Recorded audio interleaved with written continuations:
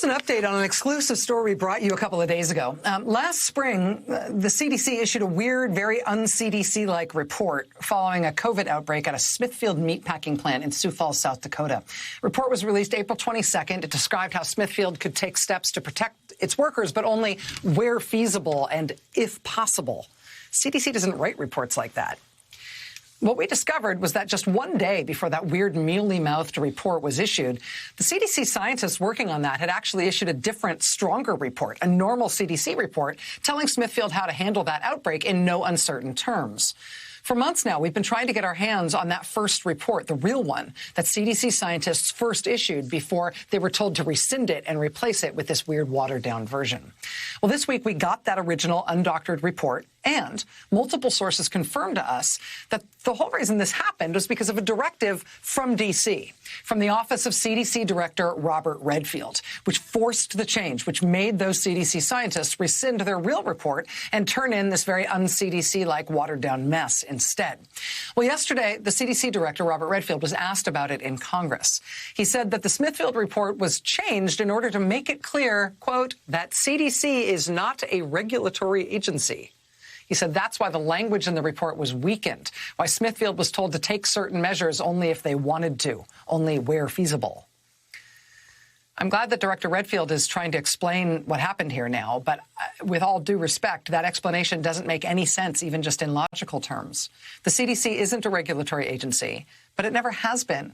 It wasn't before COVID. It hasn't been since then. There was no sudden revelation about that or change about that that would cause the CDC to suddenly start pulling its punches and watering down its recommendations specifically for this one meatpacking plant.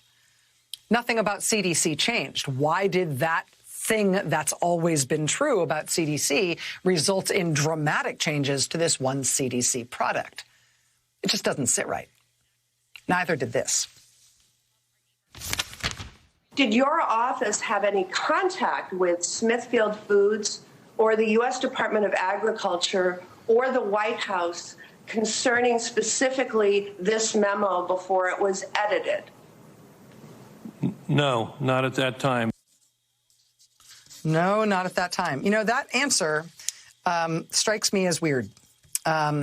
Because CDC has acknowledged, actually, that Dr. Redfield did speak with Trump Agriculture Secretary Sonny Perdue on the very same day that CDC scientists were forced by Redfield's office to take back their initial report and replace it with the bad one.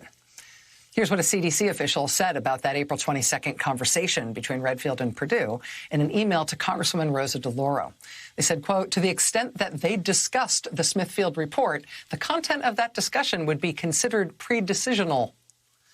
Meaning you're not going to be able to get access to the content of their conversation, but there's no denial there that Redfield and Perdue spoke about the Smithfield memo that day, the day that Redfield's office called those CDC scientists and told them to take back their report. So there's still a lot we don't know here, but thankfully, some powerful people are now on it. Senator Patty Murray of Washington, for one, has made it clear she still has questions about the CDC director's communications around this. Something tells me that her friends on the House side, including Congresswoman DeLauro and the House Education and Labor Committee, which shared the original version of the Smithfield report with us, something tells me they're not going to let this one go either. For the sake of the CDC, we should all hope that none of them let it go. Watch this space.